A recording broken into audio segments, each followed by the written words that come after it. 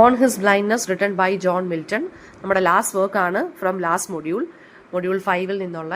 അപ്പോൾ on his blindness ഒരു sonnet ആണ്. അപ്പോൾ sonnet one of his most powerful sonnet ആണ് ഓൺ ഹിസ് ബ്ലൈൻഡ്നെസ് എന്നുള്ള മിൽട്ടന്റെ പോയം. മിൽട്ടന്റെ സോണറ്റ് എന്ന് പറയുന്നത് 1652 ബ്ലൈൻഡ് ആയതിനു ശേഷമാണ് ഇദ്ദേഹം എഴുതിയത്.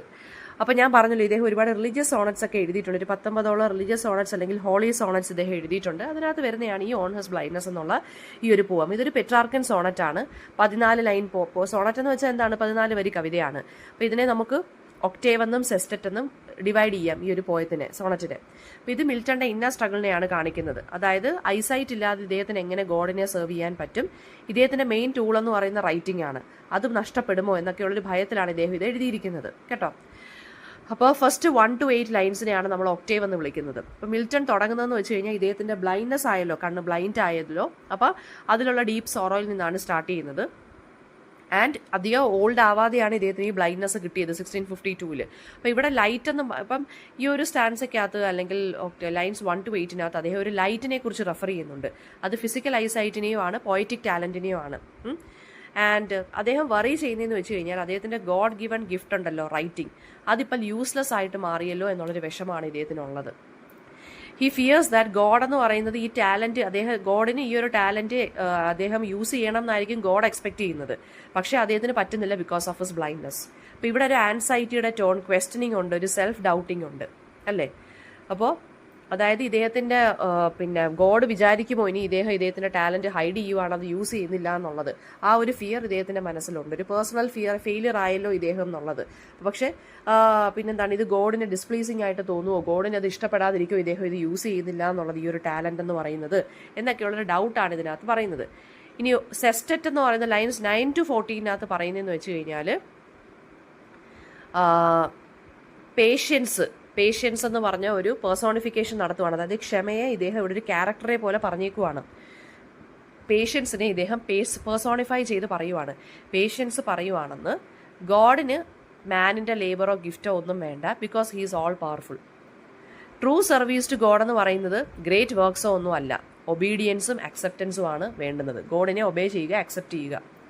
അപ്പോൾ ഫേമസ് ക്ലോസിംഗ് ലൈൻ എന്താണെന്ന് വെച്ചാൽ, they also serve who only stand and wait. അതായത് പാസീവായിട്ട് നമ്മളിങ്ങനെ നിന്നാലും ഫെയ്ത്ത്ഫുൾ ആയിട്ട് നമ്മൾ കംപ്ലൈൻറ്റ് ഒന്നും ഇല്ലാതെ നിൽക്കുവാണെന്നുണ്ടെങ്കിൽ അത് തന്നെയാണ് ഗോഡിന് നമ്മൾ കൊടുക്കുന്ന ഏറ്റവും വലിയൊരു സർവീസ് എന്ന് പറയുന്നത്.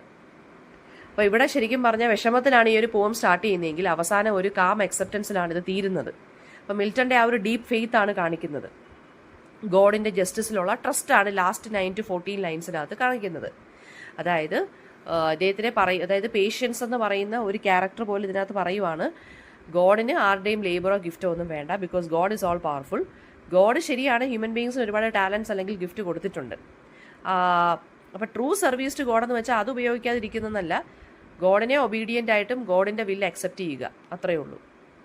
And they also serve who only stand and wait എന്ന് വെച്ച് കഴിഞ്ഞാൽ മീനിങ് എന്ന് വെച്ചാൽ പാസീവായിട്ട് നമ്മളിങ്ങനെ ഇരിക്കുവാണ്, ഒന്നും ചെയ്യാതിരിക്കുവാണെങ്കിൽ പോലും ഫെയ്ത്ത്ഫുൾ ആയിട്ട് നമ്മൾ ഒരു കംപ്ലൈൻറ്റും ഇല്ലാതെ ഗോഡിനെ സർവീസ് ചെയ്ത് കൊടുത്താൽ അതാണ് ഏറ്റവും വലിയ ഒരു പിന്നെന്താ പറയുക, ഒരു സർവീസ് എന്നാണ് ആര് പറയുന്നത്, മിൽട്ടൺ പറയുന്നത്. സോ ഇവിടെ പറയുന്നതെന്ന് വെച്ച് കഴിഞ്ഞാൽ ഹ്യൂമൻ വീക്ക്നെസ് ഒരിക്കലും ശരിക്കും പറഞ്ഞാൽ ഗോഡിനെ സെർവ് ചെയ്യുന്നതിൽ നിന്നും പ്രിവെൻറ്റ് ചെയ്യുന്നില്ല. അതായത് ഇദ്ദേഹം ഹ്യൂമൻ വീക്ക്നെസ് എന്ന് വെച്ചാൽ ഇദ്ദേഹത്തിന് ബ്ലൈൻഡ്നെസ് ഉണ്ടെന്നും പറഞ്ഞ് ഇദ്ദേഹം ഒരിക്കലും എന്ത് ചെയ്യുന്നില്ലെന്നാണ് പറഞ്ഞിരിക്കുന്നത്, ഗോഡിനെ സെർവ് ചെയ്യുന്നില്ല എന്നല്ല, ബ്ലൈൻഡ്നെസ് ഉണ്ടായാലും ഒരാൾക്ക് ഗോഡിനെ സെർവ് ചെയ്യാൻ സാധിക്കും. പിന്നെ ഈ ഒരു സഫറിങ്ങിനെ അതുപോലെ തന്നെ എൻഡ്യൂർ ചെയ്ത് സഹിച്ച് ഫെയ്ത്ത്ഫുൾ ആയിട്ട് നിൽക്കുകയാണെന്നുണ്ടെങ്കിൽ അതാണ് ആക്റ്റീവ് വർക്ക്.